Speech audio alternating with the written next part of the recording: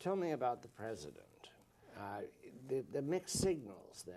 Yucca Mountain, the waste repository, he brushed aside like that, and his press officer, Robert Gibbs, somebody said there's scientific evidence against it. Just threw it away like that.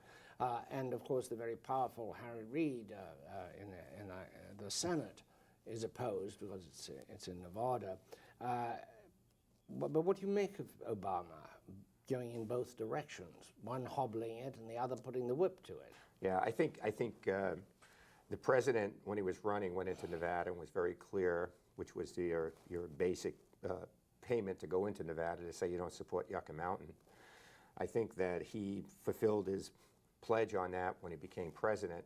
We weren't sure how supportive he would be when he became president on the other stuff, because when he was campaigning, he continued to say all the right stuff. I want nuclear, but it's got to be safe, economic. If we're going to see all these plants in India, in South Korea, and particularly in China, what are they going to do with their waste?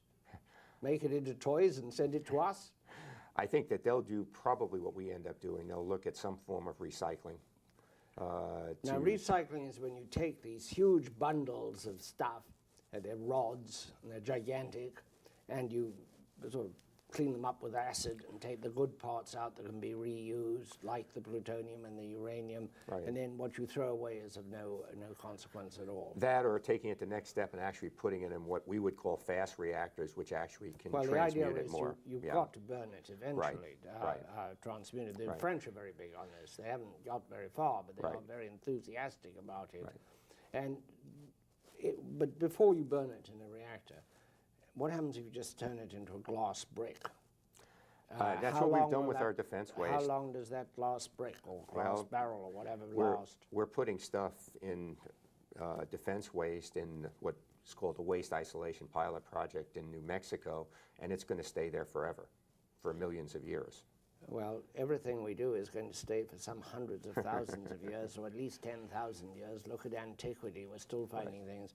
I would like to put a pitch in for putting things into concrete. The Colosseum in Rome was built of concrete. It's 2,000 some years later, and it's still standing remarkably well. Concrete was invented in Egypt and perfected by the Romans when they found that if you used volcanic sand, it became absolutely extraordinary. What do you do in 30 seconds when you're not working? Oh, I try to read stuff that I don't get to look at. I'll give you my website. Policy. You can read my columns. I'll do that. Splendid. Play some tennis, and I got married just a few weeks ago, so I'm trying to spend a lot of time with my wife. Congratulations. You can see this program, the O's that preceded it, at whchronicle.com and read some of my scribblings at that address. We'll see you next week. All the best. Cheers.